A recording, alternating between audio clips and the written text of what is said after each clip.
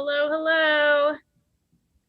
Lots of people logging in. We're probably going to start a minute or two past 6 so everyone can get here. Welcome, welcome.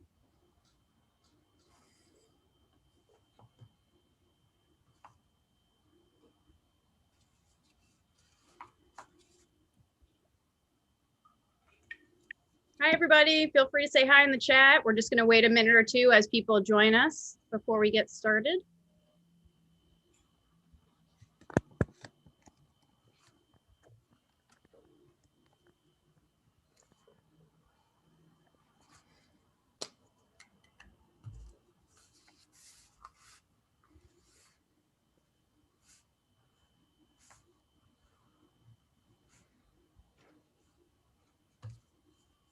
Hello, so nice to see all of you here.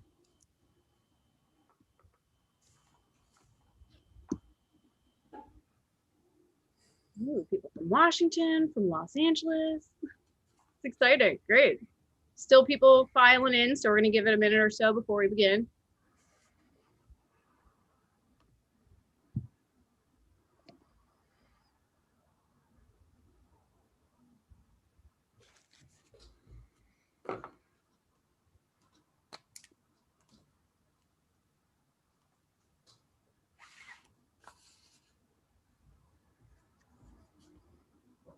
All right, well, we've got about 70 people here. I'm sure more are on their way, but I think we will go ahead and get started. Rebecca? Okay, hi, I'm Rebecca Perry Damson. I'm the president of Cartoon Crossroads Columbus, and I want to welcome everybody to MS Harkness Deconstructing Graphic Memoir. This event is co-hosted by Cartoon Crossroads Columbus and the Billy Ireland Cartoon Museum and Library in conjunction with the Billy Ireland's Ladies First exhibit. Just in case anyone is not aware, Cartoon Crossroads Columbus is a 4-day festival bringing together a variety of Columbus arts institutions that all present comics-related programming in a giant celebration of the comics arts every fall. 2021's festival is currently proposed for, it's not proposed, it's planned, it's on these dates, September 29th to October 3rd. And you know, everyone is keeping an eye on the global situation to see what we're doing in terms of how much will be digital, hybrid, or in person. We work with organizations like the Billy Ireland, the Wexner Center, Columbus Museum of Art, Columbus College of Art and Design, Columbus Metropolitan Libraries, Gateway Theater, and I think I'm going to say this twice, the Billy Ireland. And CXC is a nonprofit organization that puts all the programming together into the festival. And we like to thank all of our donors, especially the Greater Columbus Arts Council. And one of our goals is to highlight the city of Columbus and its comic scene. And we like to think that MS is one of our success stories. MS, to the best of my knowledge, first came to Columbus for comics in 2015 for the Small Press and Alternative Comics Expo, AKA Space, where weirdly we remember talking to each other way back when. And she was one of the last live comics events in Columbus pre-COVID when she came out to do an event at the Columbus College of Art and Design. One of our goals is to get everybody to move here. And MS during the pandemic made the leap and moved to Columbus and is now part of the vibrant comic scene here. And we are very, very happy to have her. And we invite everybody else to come check us out. And, you know, who knows, maybe you want to move to Columbus too. With that, I will turn things over to Caitlin Mcgurk, who is the associate curator at the Billy Ireland. Hi, everyone. Thanks so much for being here. As Rebecca said, I'm Caitlin Mcgurk. I'm the associate curator and assistant professor at the Ohio State University Billy Ireland Cartoon Library and Museum. And I want to reiterate thanking you all for joining us this evening. The Billy Ireland has partnered with CXC since really from year zero, kind of when it was just a glimmer in our eye. And we're excited to be working together for this program, the very first of what we hope are many year-round CXC events. Billy Ireland, let me just switch sides here. The Billy Ireland has a number of virtual events coming up over the next few months, which you can see here, all of which are free and open to the public. Join us next week on March 3rd for a program with painter Kumasi Barnett, who alters comic book covers to address social justice issues. Later in March, as part of a partnership with the Wexner Center for the Arts and the Fine Arts Library, cartoonist Mari Naomi will present about her Cartoonists of Color, Queer Cartoonists, and Disabled Cartoonists databases. Later that week, we're participating in our very first Wikipedia editathon with a special focus on adding pages about women cartoonists. No experience is necessary, and we hope you'll sign up to help us make those edits. Throughout the spring, you'll also find a series of lectures focused on global comics, including interviews with Afro-Brazilian cartoonists Marcelo de Solete and Hugo Canudo, and programs on Chinese political cartoons and Middle Eastern comics. I also want to mention that next week is Will Eisner Week, which is an annual international celebration of the great Will Eisner's birthday.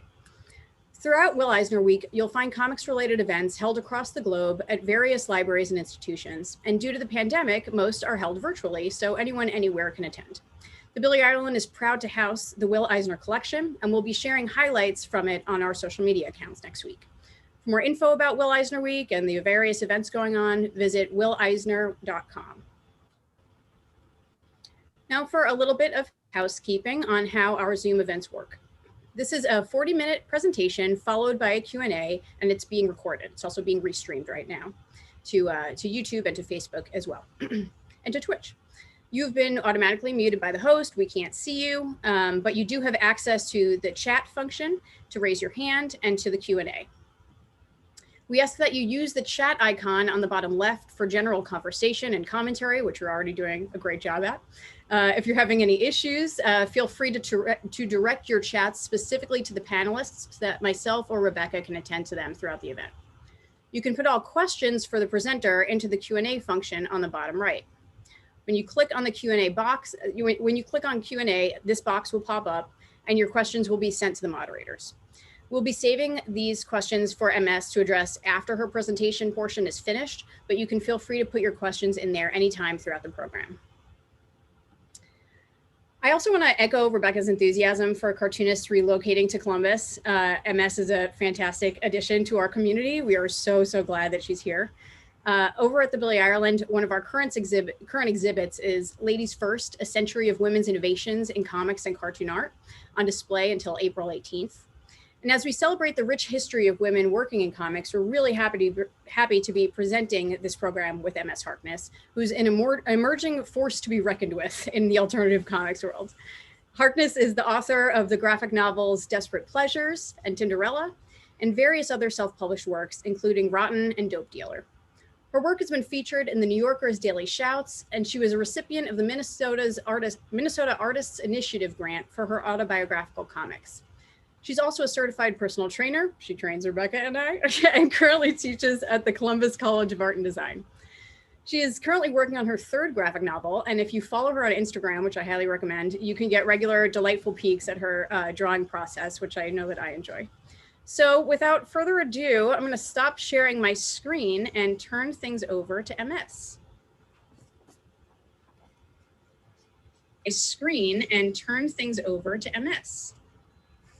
Hello, everybody. It's great. And turn things over to MS. Sorry, something was happening. No, you're good. It's great that you're all here. Thank you for coming through. We're like almost at 100 people now, which is great. We got folks from all over popping up in the chat. And it's just fantastic because Ohio is this great place that not a lot of people know about in the sense of its importance in cartooning. I have come here and talked to the locals, and I'm just like astonished in such a nerdy way. And that when I interact with them, I'm like, you don't know that there's like this much history here? Like I get so obsessed and involved with just the Cartoon Museum, with all of the different programming options that Cartoon Crossroads provides.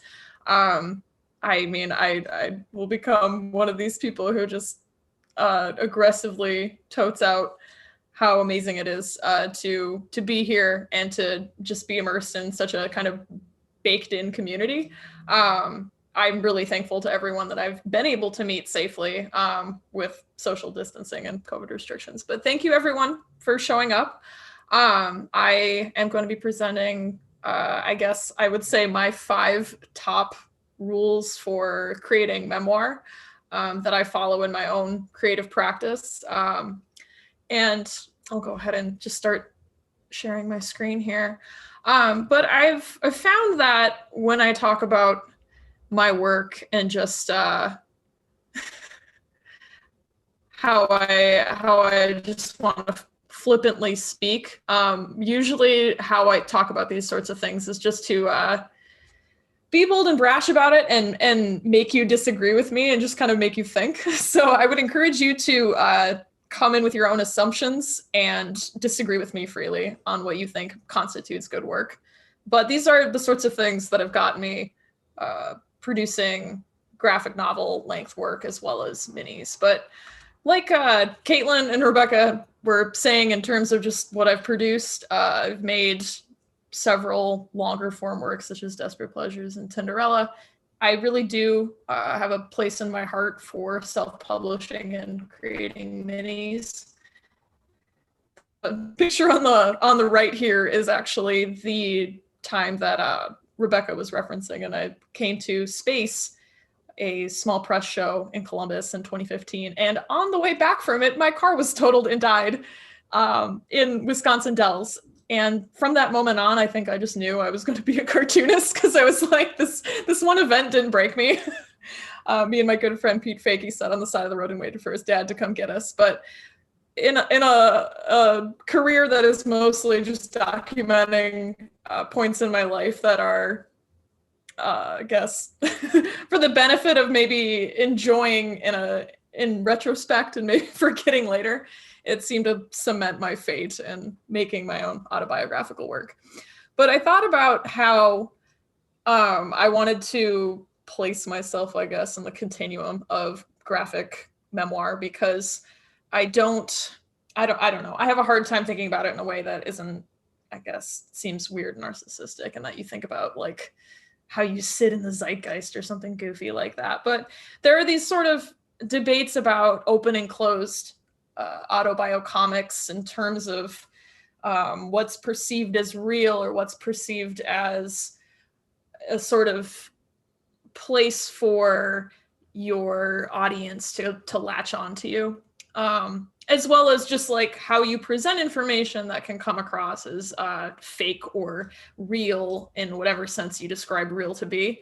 I think the sort of open and closed narrative in terms of like how relatable you create yourself for your audience is not really for me to interpret. But I guess I just arbitrarily threw myself on this part of the axis, because the questions I often get are, how real is your work? How much do you fake it? How many things do you put in there that aren't necessarily the truth? And I would say my experiences happened. I very rarely add things in for the effect of padding out a story. But what I'm usually doing is reordering and editing, which I'll get into with my big 5 rules that I'll go through here. So my first rule in that I'm super serious about it. I just advise, if you're trying to figure out what your voice is in your practice of telling your own stories, is just to use self-disclosure rather sparingly. And here I present 2 arguments, and that I have these 2 pages, which are really just 1 page with the text put in and then stripped out. One argument being that anything worth doing is worth overdoing. Like you can just go in and be the poetic self that you want to be, that just is really aggressive, and maybe you're really confident about your writing skills in such a way that you think they're very impressive and need to be added. But if you just throw in a lot of extra text where perhaps it's not necessary, because comics are a medium of graphic as well as writing, you can really make a bad story with bad words that honestly can just be edited out, because they're not really serving any purpose other than maybe you trying to impress other people. So in terms of self-disclosure, being you maybe narrating your own life events, I would just encourage you to think about what constitutes a good story. I'm going to rip off of quite a bit of Mary Karr's The Art of Memoir book in here. I've scanned quite a few of her pages, as I found it hasn't necessarily helped me a ton through all of the books that I've made, but I had the rare instance of being able to pick up a book and go, yes, I believe all of these things. She is completely right about everything. But what she talks about here in terms of just how to go about thinking about the story that you want to produce, I really think is just good advice for any kind of storytelling, in the sense of it doesn't have to necessarily be nonfiction or fiction. But you should just paint a story, paint a physical reality that uses all the senses. And this is a little bit tricky with comics, just because maybe smells and sounds aren't the first thing you think of with comics, but finding ways to involve a person's entire sensory experience with whatever memory or research you're working from. Exploit your talent, tell a story that exploits, maybe your voice or your take on a situation. Package information about your present self or backstory in such a way that it's pertinent and pushes your story forward and has some emotional resonance, right? So I would say that you can narrow this down in this point. I have some pages here from Desperate Pleasures, which is to say you can make your surroundings tell a lot of the story for you. I don't necessarily need to have a lot of narration and poems about where I was in my life and everything I was thinking, because quite honestly, what am I usually doing in my life? I'm just trying to get from point A to point B, right? Of moving through my surroundings. And Desperate Pleasures is mostly contained to the city of Minneapolis. So it has quite a few of these scenes that are just me going through my neighborhood in that city. And it's nice in that the people from Minneapolis can read it and really connect with it. But just these, specific details give it that sense of place where you can tell about the things that I'm valuing based on what I'm putting a panel around. I really like to, in my work, contrast and kind of very flippantly put information out there that is maybe a little bit more emotionally loaded, and then not delve really deep into it. Mostly because the moment you start picking something apart, it gets really kind of boring and contrite, I guess. But usually what I'm doing with the things that I want to explicitly say is I kind of just throw it out there and let it sit with the panel next to it. So maybe this is the point where I should have explicitly given you a trigger warning at the beginning. There's adult content awash in this presentation, but these are two panels which are laid side by side, and it's a sort of stacking effect of here's this really explicit sexual trauma, and then here's me later on just at Target doing my thing. So not necessarily doing it for some sort of shock effect, but just to say that this is the level of importance I gave this event, is that at this point in my life, what I was experiencing, this was not out of the ordinary. So it's giving you, I would hope, to be more of a window into just the level of activity that was going on at that point in my life, and less so me trying to be an edgelord and be cool about it or something. But when you can use your panels in such a way where you're building these beats of repetition, you also don't have to be really extensive with your word choices for these things, because you can build associations throughout your story if it's a longer form work, and you can create these senses of tone and just emotional cadence throughout by creating these assumptions and then kind of knocking over the domino tower, so to speak. So all those are from Desperate Pleasures. So the second rule is just to use the disclosure, use the admittances that you're giving to actually go somewhere with it, to build the narrative and to accumulate trust. So this is a spread from my mini Rotten, which I think, similarly to the sort of environmental storytelling aspect of having a character walk through a scene, I did this bit where I was at a Halloween party in art school, and you can see all these different conversations that were going on right before the 2016 election, where you've got art school kids having art school kid conversations, and then, you know, you'll see Trump's name thrown around here and there. So giving you maybe a more interesting take on, say, kind of what everyone was talking about that at that point in time than some narration of just me going, and I was worried about this, or I was anxious about that. So it can be kind of a trade-off in the way that it can kind of be a cop-out, and that maybe it takes away some of my agency as like me presenting myself as a main character. But it's a little bit more slick and a little less ham-fisted than having a panel or like a text bubble above that's like, here is exactly what I was thinking at this moment. Like you're giving your reader a little bit more trust, and that maybe they won't make a bad faith interpretation of you. So it's just like cut a form in time. So understanding you've got 4 beats on each page here to build up to this 8th panel where you turn the page and there's like a joke on the other side. So you're just like giving information just by trickle truth, right? So I do this a lot in Desperate Pleasures. It's my most recent book, and it's the most thought out in the way that I was really specific about building this tone up. But I have all of these panels and points in the story where I'm showing these ships that were off of the iron ore transport chutes, I guess I can't remember the word for it right now. But both of my parents worked on ships before I was born. The story's kind of told in the book. But there was a point in my childhood where my father was working on the lake freighters that were through the Great Lakes system. The ship he's on was actually called the Buckeye. So it's a sort of very Midwestern thing, and we think about, I don't know, like the Gordon Lightfoot song, like the Edmund Fitzgerald.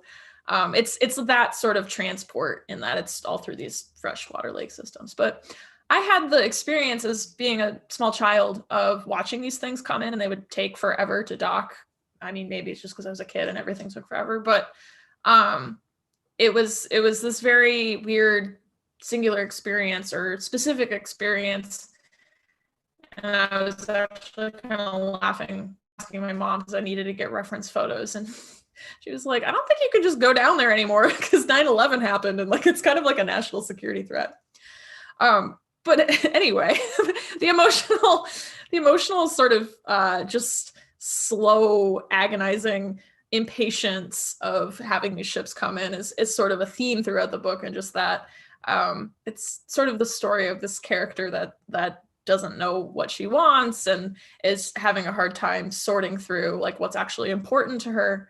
So I pepper in a lot of these panels throughout the story out of time, you know, pulling the reader sort of on the thought process that I was on. And I build toward this point in the middle of the book where I'm telling the story of my mom when she was the age I was at that point in my life. So like early 20s, 23, something like that. So, and it was really important to me just to kind of flip that kind of weird emotional drudgery of me waiting for the ship, and then the way that like for her it was kind of an escape, and it was like the thing that she actually was interested in, and the thing that she was like very specifically what she actually wanted to do was to just be out at sea. Like she loved the ocean. But because I'm already building in these panels as we go of just like, here's this very emotionally loaded object of the ship, like the reader can then like be building this in their brain, and I don't have to even say anything, right? So I'm taking all of this research, you know, whatever research you have that you're working from, whether if it's like your childhood or your teenage years or your dating life at a certain point, you want to be thinking about like all the different interpretations you can get, just because things can get out of hand really quick if you don't feel like you have a good control over the tone. This story in the middle of Desperate Pleasures is from my mom's perspective. But you kind of think about like what can happen if it was from my perspective, like as a toddler, or if I'd maybe given my father less like less of being maybe a piñata for all of these, traumas and issues, even though like he's not a very good person, and that's why he comes across this way in the books. But you want to think about all the different ways that it can be interpreted, just so you maybe can field questions that come up as you're making it with yourself, primarily. If you are working with family members that are alive, and that you have to answer to, it's very important that you feel like you are going through the story in such a way where you're making a subjective voice, right? Or objective, or allowing other interpretations to be made, right? So you need to be able to stand behind your conclusion, but ultimately it needs to be, you need to be able to be like, okay, this is what happened from my perspective, and that's what that is. So, and again, trigger warning. Sorry, I didn't say it before I flipped the thing, but all of this can build to telling stories where, like I often, and this will get to my next point and like my next role, but you're playing with a loaded gun, and ultimately you hope it doesn't blow up in your face. But to be able to take a big swing and feel like it's actually informed, and to feel like you're actually developing a voice because you're using these disclosures, these moments of honesty to actually build towards something, it's just a lot less I guess ham-fisted than just kind of like throwing yourself out there and hoping for the best, right? So you want to make considerations just for maybe, how would I put this? Your sort of assumptions and biases that can come up. And this is in the way that you maybe choose to panel and put information together, but it's also just like the materials and like the style you're comfortable working in. I'll flip back in the way that like I completely went in with a whole different traditional media. I would use graphite to do these pages as opposed to the pen and ink I usually do.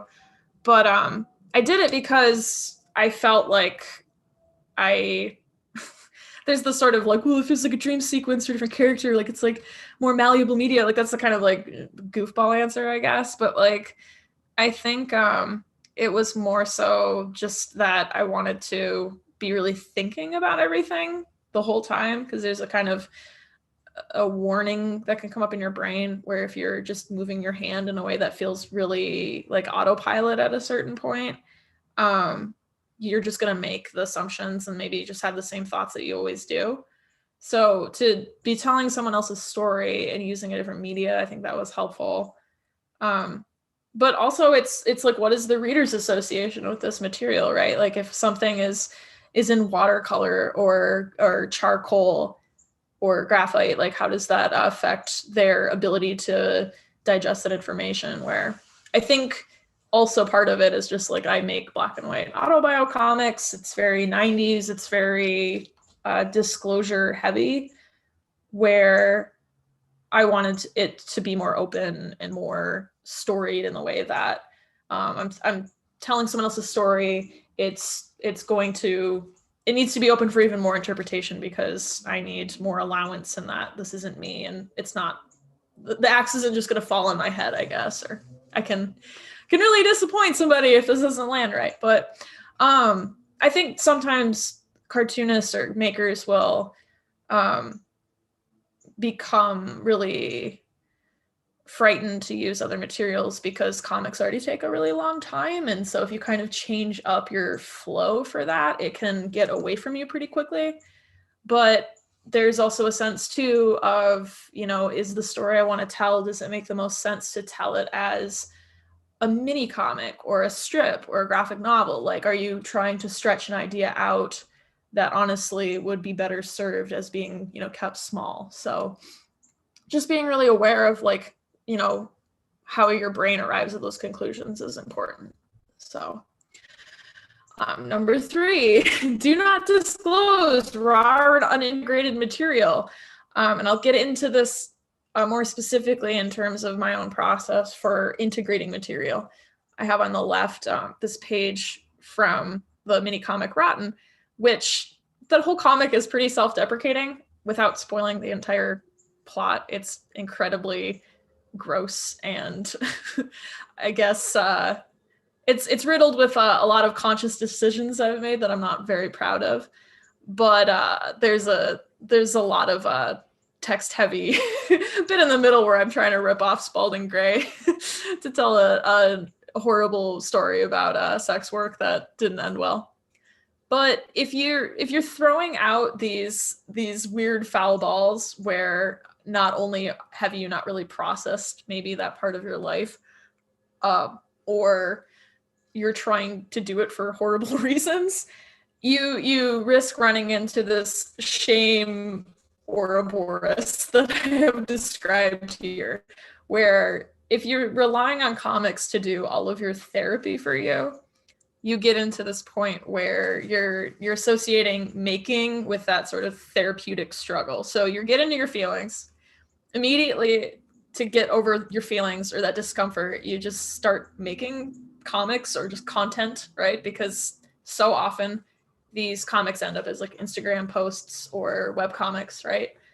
Then immediately you get feedback for creating these like therapeutic dailies, and then you're performing therapy as opposed to actually practicing it. So you get immediate feedback on how fast or how well you can get over a situation or blame someone for something that's going on in your life. So then this behavior, you can monetize it, you can turn it into just likes and adoration, and then you just continually, it's just this feedback loop, right? So autobio is often criticized for operating on that in the way that it's this addictive cycle of feedback for whatever personality flaws you have. So what I do, just for the most part, is I try and journal as much as I can. These are my journals that no one will ever see. Like, I don't put them on my Patreon or anything like that because I'm not writing them really for anyone. And I don't really structure them at all in the way that they're not precious objects. I'm not like going back and reading them a ton to get through things or to find a way to make them into just gold. There's the occasion where I am looking for details where I already know that I want to tell a story. And so I'll go back to a certain period and just read through what I thought was happening at the time. But usually that doesn't influence like the tone or just like the emotional tenor of what's actually happening. Other people have other processes. I would just say just making sure it's not something that you're sharing with other people. I'm here to say that I think that posting on the internet for some sort of therapy is just a really gross thing to do, and that I don't think it's very helpful. And then you just become this bird picking its own feathers out for everyone to see, and you're just working it out on Facebook. So know when you're full of shit. Like know the handbrake to which you go, okay, like I am in my own way right now. I needed to, not only for the sake of my friends and family, I need to cut this out, but I'm accountable to myself ultimately, because I need to be not a paragon of moral fortitude, but just someone who's actively trying not to be an asshole, right? So you gotta think about other people in your life if you're going to be talking about them. This is, I think maybe in the past I've tried to be really explicit about how I handle things as some sort of like, look how good of a person I am. Like, I don't do this and this. I think that everyone's just trying the best they can most of the time. So Mary Carr here details some pretty good general rules for talking about other people in your memoir, which I think are completely relevant in graphic memoir.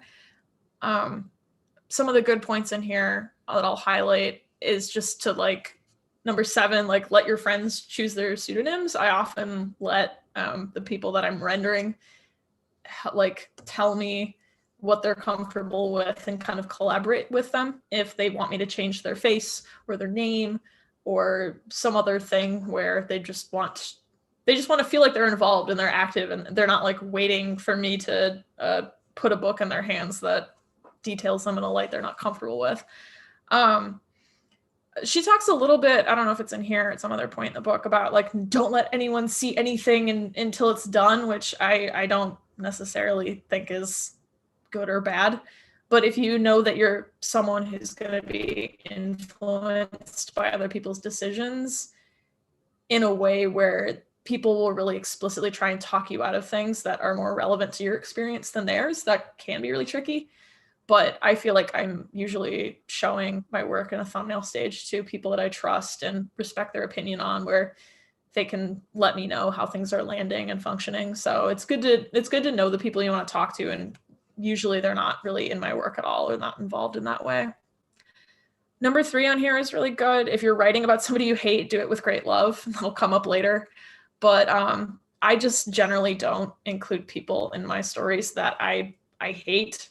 And it's not to say like, I don't hate anyone, I'm like pure soul or something. It's just like, I know that when I write or draw other people, they will like manifest in my life in weird ways. And like it's just like calling the name of the devil into your house. If you start drawing them and thinking about them, like they will somehow reappear in your life.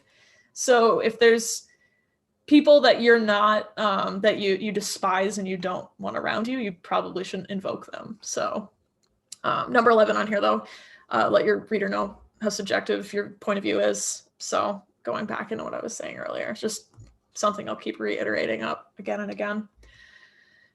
And the instances where I've done this without being too explicit is just that I have my sibling in Desperate Pleasures recently came out as trans. And so what I'm doing with my 3rd book right now, the one that I'm working on, which is like a follow-up to Desperate Pleasures, is I've sort of like expedited this process of them coming out in such a way where it's collaborative, where I'm talking to her about like what ways she wants to be represented. I think with people that really love you, they're going to give you a lot of slack and a lot of leeway in a way where maybe they're violating their own boundaries. So even if you think they're being anal and weird, it's just always really good to check in. I myself have weird boundaries, and I've had to kind of work my way out of that in a lot of ways and learn. So that way I just don't hurt other people or myself.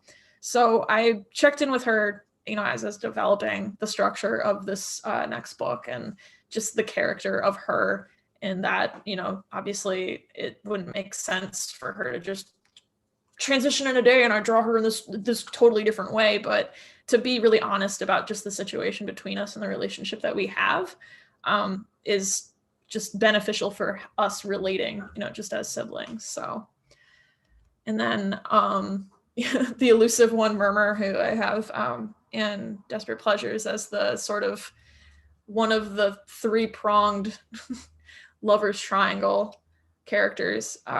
He's featured in that book, and he reappears as a character in the 3rd one because I sort of have ongoing discussions about how he's represented, and it's always like a kind of ongoing conversation about like comfort levels with those sorts of things, which will be made even more obvious with the work that I'm making. But it's like I said, it's you're inviting these people into your life by putting them in your head, and it can really freak you out if you're not expecting certain people to drop in. So making sure that you're just protecting yourself, and usually that means everyone else will be okay too. So to sum it all up, just pay attention to how you're feeling when you're making work.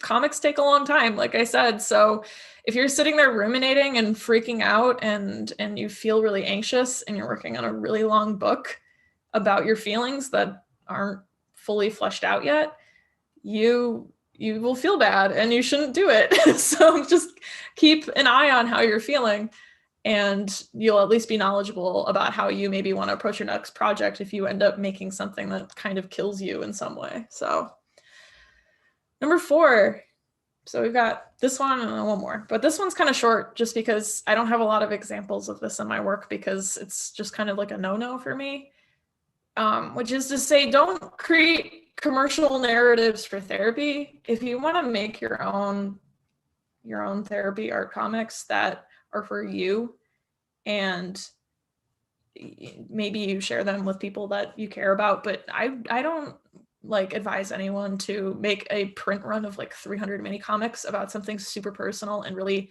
difficult and unintegrated, to then try and be like, okay, I need to make this money back. Like, there's so many other ways to process information. There's so many other things that you can do that takes so much less time than making comics. There's a few good points on here. It's just, if you want revenge, number 6, just hire a lawyer. Like, there's no point in making a comic about your ex sucks, and it's been done enough where we don't need more of it.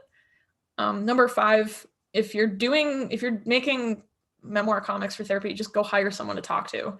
I assure you that however poor you might be, it's gonna take less time to find a side gig and then get enough money for therapy than it will be to like make a comic about it. Your psychic health should matter more than your literary production. Like, that's just across the board. You as a person matter more than your art. That's just period. So if you're, dragging yourself through the dirt behind a horse for art's sake, like, honestly, nobody cares. Don't do it. Like, I just advise against it. Number 4 on here, I'll get into in a moment too. It's just like, if you're young, you might want to wait, which sounds kind of like hypocritical coming from me, but there's a lot of stories that you might have in your system as like a young artist that would probably benefit and just be more informed and better if you sit on them and kind of let them mull over like wine. Age them, oak them, let them be for a while. And it's not so much that you're going to get to an older age and go, oh, that was a dumb story, I'm so dumb for thinking that would be good. But you'll probably have a more interesting way to tell that story that's a little bit less immediate and sharp and blunt. You're just going to be an older, wiser, better person. And it's typically said that, like, older cartoonists know what's up. So listen to them. But there's a lot of cliche, I guess, around mental health comics. This is not one of them. I have on the left, it's from Normal Girl, which is collected in the Dope Dealer anthology I have.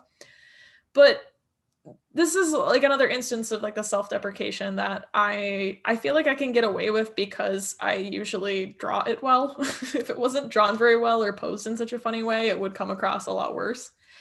But you want to think about how many instances you can get away from maybe some of the raw emotion of a lot of the things you're drawing or saying, which is to say, are you going to like report on things that have happened to you in a kind of clinical way? Or are you going to do it in a really raw and aggressive way, which, may re-traumatize you, just like physically drawing yourself in a state of like vulnerability?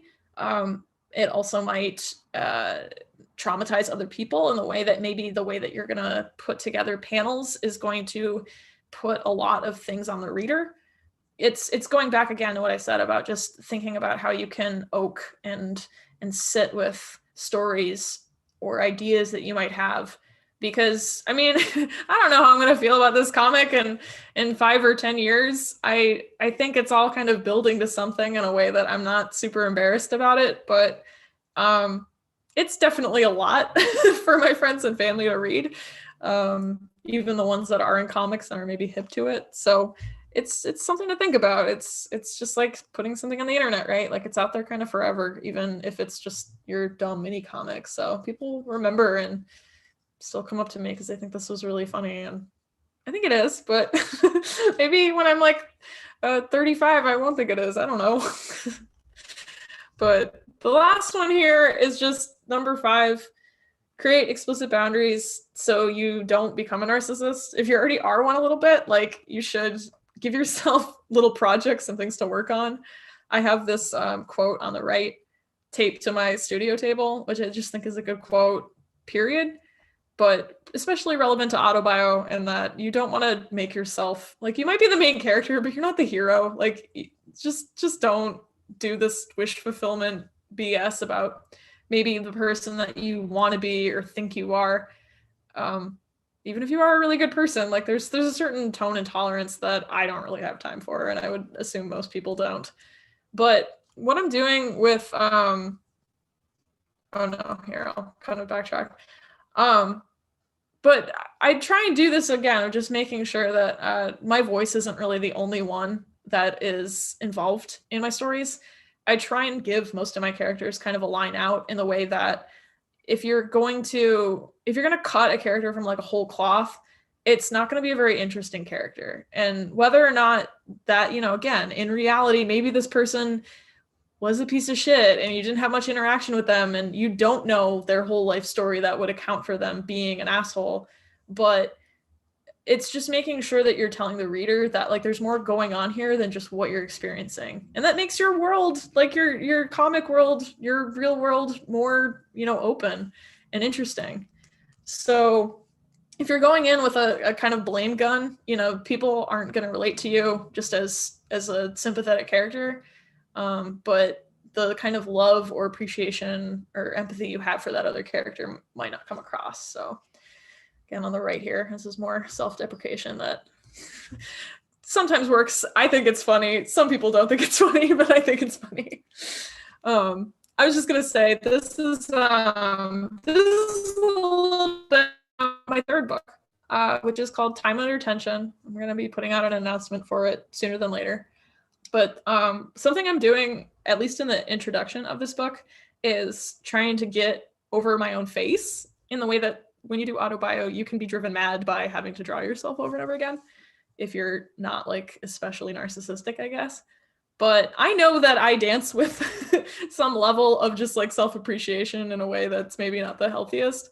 And so what I've done with like a good chunk of this introduction is just like see how far I can get without saying anything, without you seeing my face, like trying to make all of the rest of the drawing like account for my personality and all the other characters involved, tell the story of like what's going on.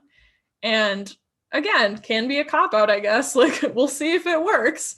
But it's the sort of thing where I want to just like flex my own legs and that I want to draw this big immersive scene with other people in it and not do something lame where I'm, making all of them like uncool or different from me, or like I'm this different girl who's coming into the story, but like just give the reader a kind of understanding of like how I as this person was feeling in the situation. So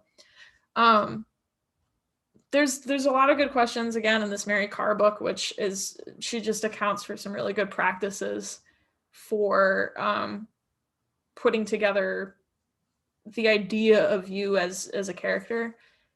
She has some at the top here, which I'll read in case it's super small, but just as like a practice where with your drawings or with your writing, however is helpful in the way that maybe you need to work on, answering the question, like, what do people usually like and dislike about you? It's a very loaded question. And maybe you won't feel skilled enough to answer it because it's, a direct missile attack on your self-esteem if you're not feeling up to it.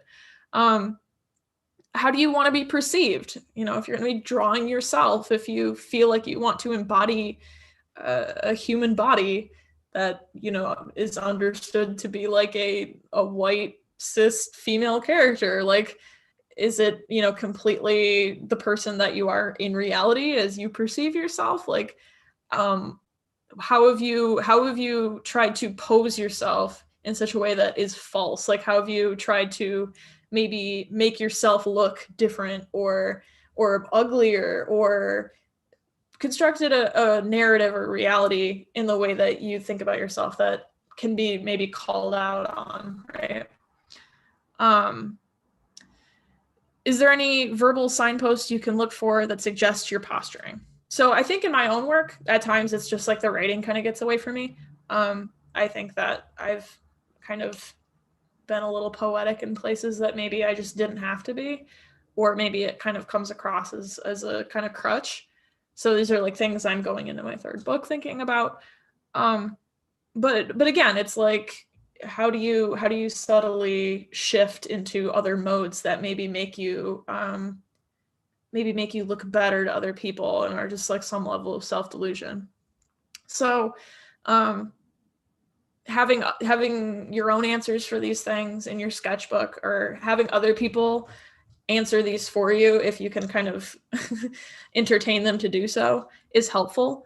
But at the bottom here it says, like, in short, how are you just trying to appear? The author of a lasting memoir manages to power past some initial, defenses, digging past the false self to where the truer one waits to tell a more complicated story. So again, there's multiple levels of this in terms of what your real self is and in your truest, most sincere form. But just being self-aware enough to know that you've got a lot of layers on you if you're trying to make comics. It's just like, if you're a cartoonist, there's something going on with you. So don't just like assume that you know what's best all the time. So in short, in summation, get it how you live. Best autobio has the most editing, which is just to say, curate the shit out of your stories in your life. Don't go in thinking you're some kind of brain genius that has had the most interesting thing happen to them, and everyone has to, be the victim of whatever thing has occurred to you. And for anyone who's maybe doubting their own experiences in such a way where they say, well, I've lived this life and I don't know if it's interesting enough, or I don't know, if like what's going on with me anyone would want to read about. I would say just like the process for making autobiographical work. Like everyone who makes autobio is on like a weird spirit journey together. So like, even if I don't necessarily like someone else's work, I like see the same like glimmer of insanity behind their eyes. And it's kind of cute, right? We're all working together. We're all trying to like chip away at the same idea in the same form in some way. So it's not, not a waste of time to do it. It's just figuring out how to get all of the bad drawings and all the bad comics out before you get to the thing that really matters and really resonates with other people. So that's in summation, I guess, just kind of my own process for going through things. I would say right now with my third book, I've gotten to the point where it's not necessarily like I have to ask these questions of myself every time I pick up my pen, but being knowledgeable about your audience is helpful, to the point of knowing at what point is it detrimental to your mental health to be asking these questions and kind of putting yourself through the ringer.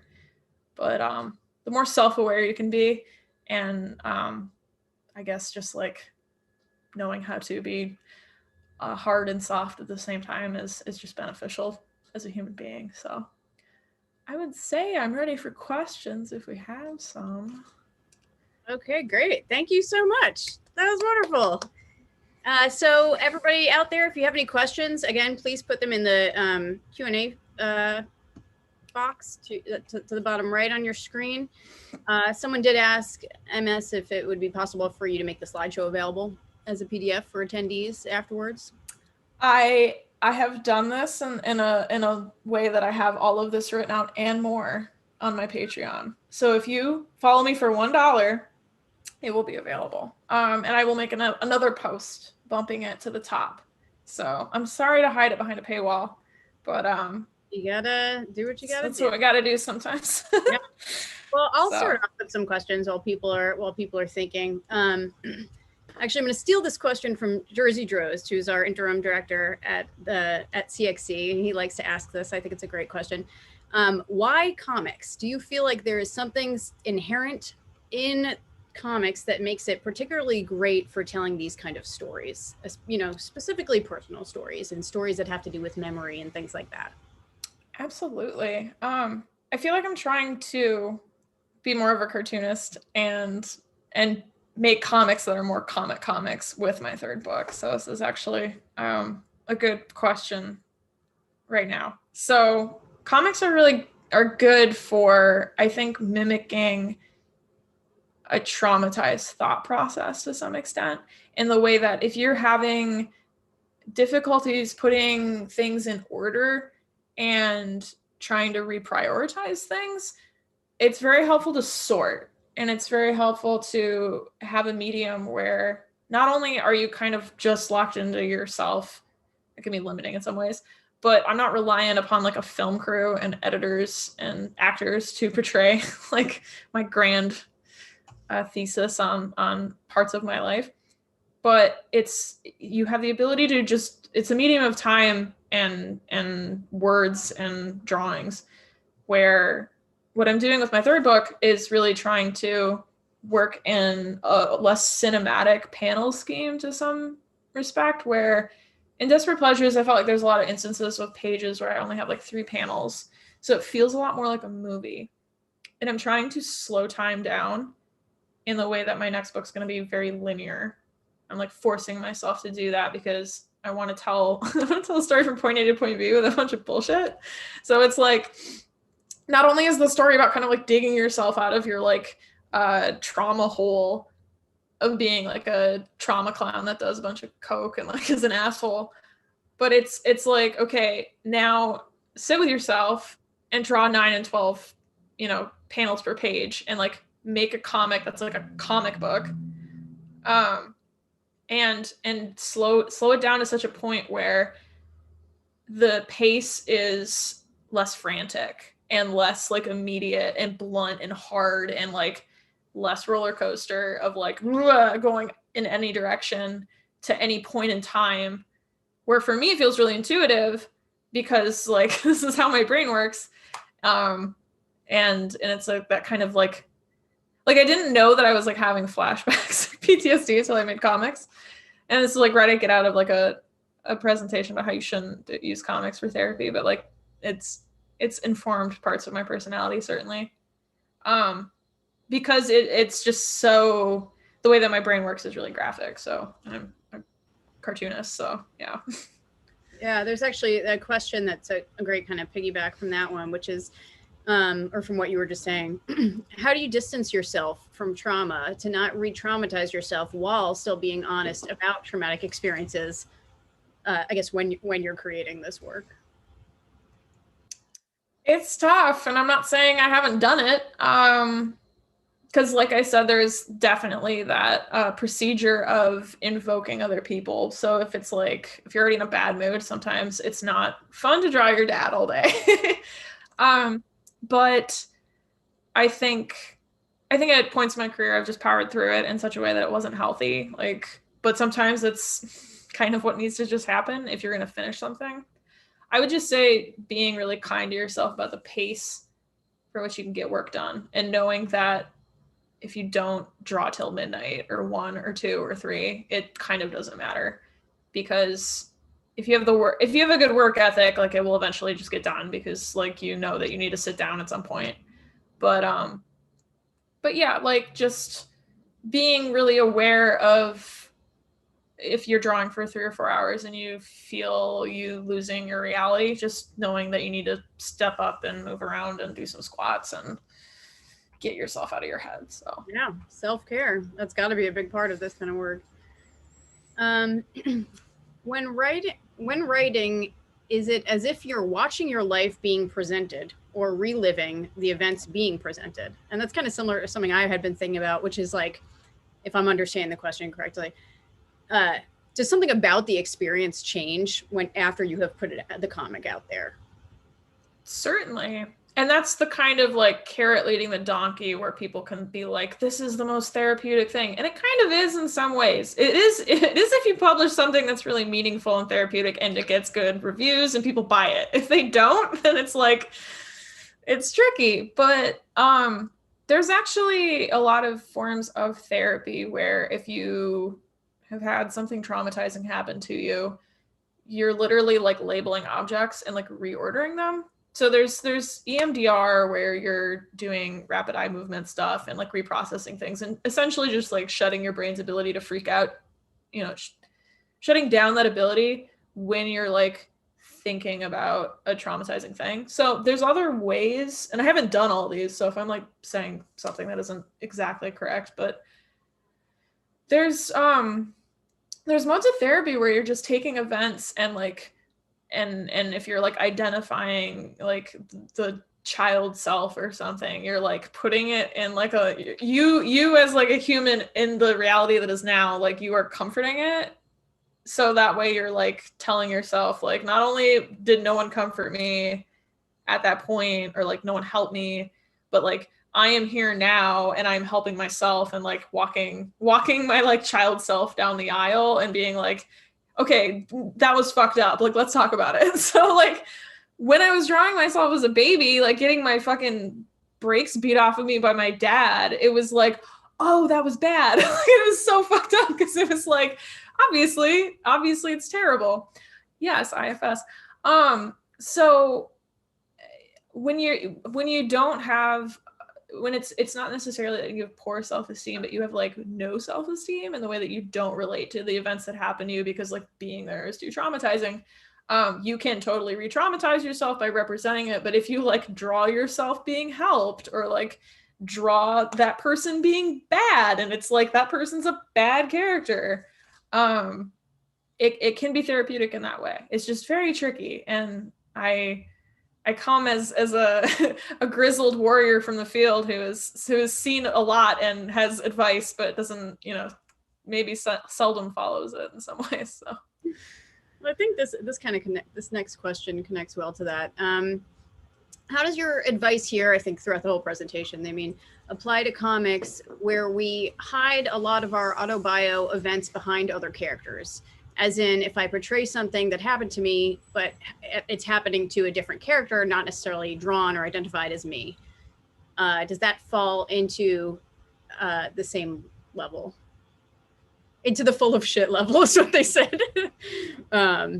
I think the question is, and if that's something that you've done, like, is it ever tempting to, tell your story, but not have you be the character that's telling your story?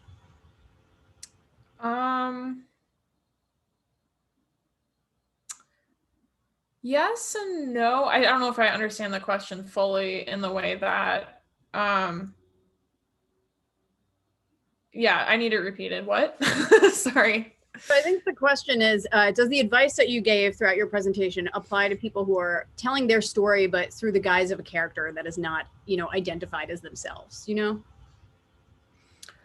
I think it relates a lot to what the reader's experience of it can be. If you're only safeguarding yourself against critique that is unfounded, or, and I'll just say this, a lot of people don't like criticize autobio work because they're not sure if they can in some ways.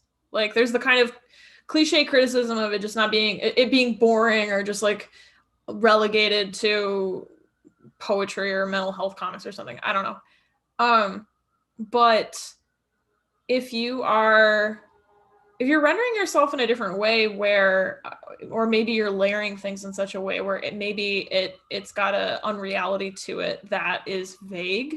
I mean, your audience is going to understand if something is real depending on how you panel it out and sell it as like, I think I am pretty quick to freely admit to being like, well, my stuff is real or whatever. And in my minis, it's a little bit more exploitive because I'm like, when you just get to the point, I think this is funny, let's just talk about it. But there's plenty of people that render themselves as in like fantasy elements, or they add a layer of fiction in to tell the kind of overall feel or tone of like just some kind of event.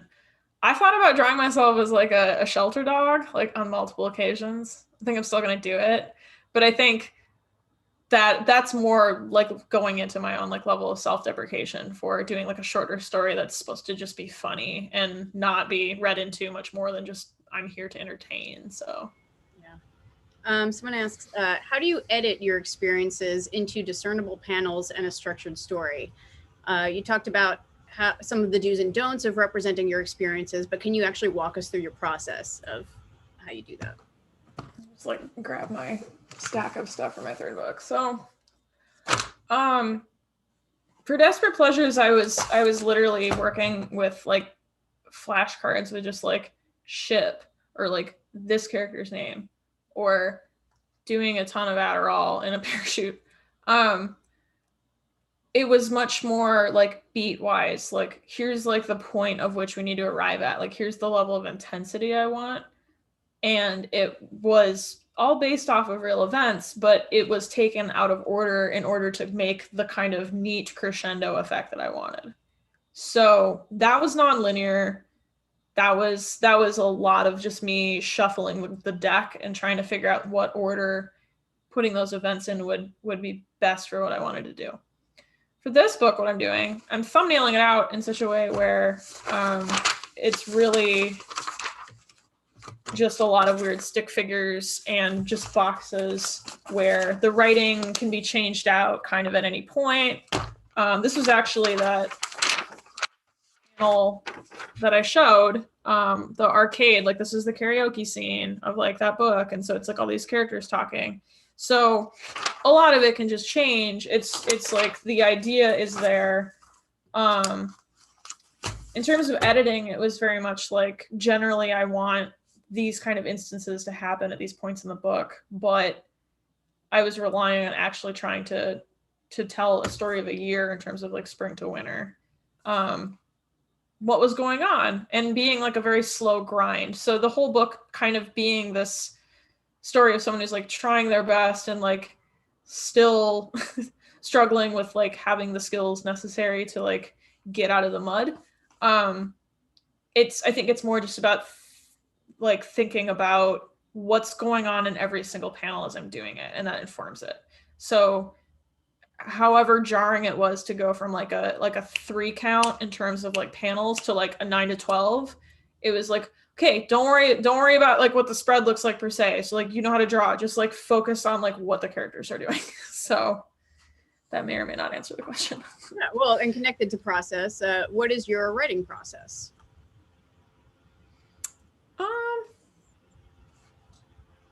Need to get a better writing process, and that I don't necessarily struggle with my own voice. No, I do. I'll say that. I talk flippantly constantly. I have a poor filter. I'm real or whatever. Like, I think it's hard for me. There's a level of like getting out of art school and being like, look how smart I am. Like I can play smart. Like look at me play smart and like use bigger words and stuff. I'm not dumb, but like I make comics and I communicate visually better than I do with writing. And so the writing is more often, it's less so a tool for me to explain the things I can't draw at this point, where I think when you're cartooning at a certain level, you're writing things down just so you don't have to draw them. But it's like, it's kind of like the Hail Mary of like, I don't know how to draw the next idea or something. So sometimes it's just like a good way to start the engine to keep going. But yeah, I don't know. Do you make like a formal script before you start drawing, or you kind of do it all together? I mean, I like do this form of just like, it looks like crazy man, just like, these are words, like they're just in with the thumbnails, which are so loose. Yeah. Some people start entirely with a script. So it's interesting to see that you do it, that it like the process is totally married for you. Well, and I have to letter it on the page, and this like blows people's mind, and that like I don't do it all separate. Like it all has to be together because it's comics. It's not, for me, like writing a script and like having no notation about like no visual notation to go with it. I can't comprehend how I would read a script and like be like, oh, okay, and then just do it. Like my brain doesn't work that way. So it's like I have to just put it all together and make it like a weird, gross thing. And it's so funny because I'll show other cartoonists and like, oh yeah, no, I totally know what's going on in here. Like we all speak the same language. I love this. So so we're a little bit after, as long as you don't mind sticking around, we'll get through some more of these questions. Do you consider the size of the platform your work is being viewed on when you draw? As in, do you consider that when you're figuring out your line weight? Yeah, and I've gotten there's still some lines that don't reproduce as well as I'd like. The Size of Desperate Pleasures is like my favorite size I've ever done. That book came out so well. And then I like a little fat flappy book. I don't care about hardcover. I'll do a studio edition at some point, I'm sure, like way down the line when I need the money. But I love that like little short boy kind of book, and that's just like thick and fat. But yeah, no, I know I want to make my third book will be that same size. I think I usually go down because like my pages right now are like, so I showed that page on the screen, like this is the page. So it's like a good more than half that I bring it down to. But like when I work with people who do publishing, like small press or print, they're like, oh, we could just like reproduce yours at any size because it's like so easy to do. I'm like, oh, okay, cool. Like I'm glad I'm easy to work with in that way. It's just like big, thick black lines. So yeah. So someone asks if who your influences are. I'd love to hear you talk about your influences, especially with Autobio. Like, who do you think is doing it best? Well, me and Caitlin both like Chester Brown, so I go like woo about that. I mean Julie Doucet, like those like 90s Autobio black and white people are kind of the people that ran so I could walk. Phoebe Gluckner followed me on Instagram not that long ago, and I flipped my lid and like was DMing her like, oh, this is like the best thing that ever happened to me. And she's like, I just logged into Instagram for like the first time forever. I was just like looking at her following me, and I was like, oh, like thank you for like making sure I was staying at the level I needed to be at with that. During this last summer, I sent off a bunch of my work to Uli Lust in Austria. She's had her work translated with Fantagraphics. I feel a spiritual kinship to that woman, and I've been really happy about my ability to talk to her online just randomly whenever we're like, oh yeah, talking about teaching and stuff. And then Nina Bunjevac, like I'm so mad I couldn't talk to her at TCAF because of COVID. I would have really tried my best to like awkwardly find a way and to have some sort of discussion about fatherhood with her, or Fatherland. Sorry. That book's amazing. Bezamina is amazing. Everyone should read that. That Eisner snubbed, in my opinion. So she's a motherfucker with a pen. That's insane what she can do. So everyone should go read her stuff. Excellent. Do you have any tips for people just getting started in comics and Autobio? Just make stuff. Like that's the hateful thing to say, but I mean, it really it depends, and it doesn't depend on like where you are in your life in terms of if you're like some art school kid who has all the time in the world in the sense they don't have like a family and like a lot of obligations. But I did my first Autobio as like a 24-hour comic. Like absolutely take advantage of whatever motivation or structure that you have in your place to just make a bunch of dumb, shitty, bad comics that you should try and reproduce in some way if you want other people to read them and buy them and get them in people's hands. Go to shows, go to physical shows, put them on Instagram.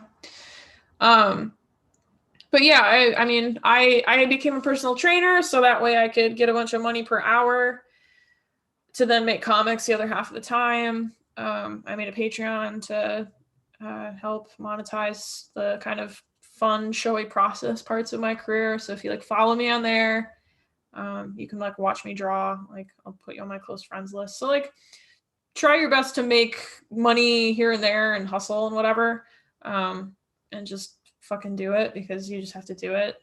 So if you have problems having a work ethic, that's like a whole other thing. So you just have to sit down and draw a ton and make sure you make time for it.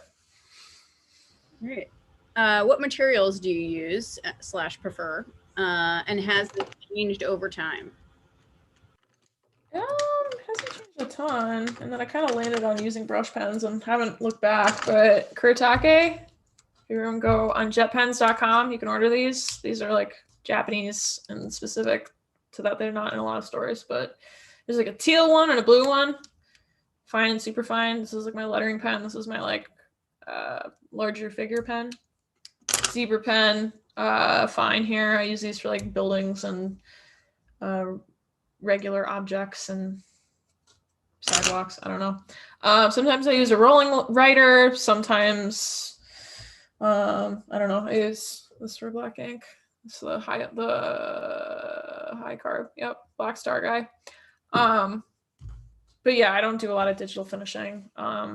Sometimes I'll bleed screen tones and stuff, but it's mostly just for characters' skin colors and things like that. So it's mostly all traditional, and I just do it on Bristol board. Lots of fans of those products in the chat here.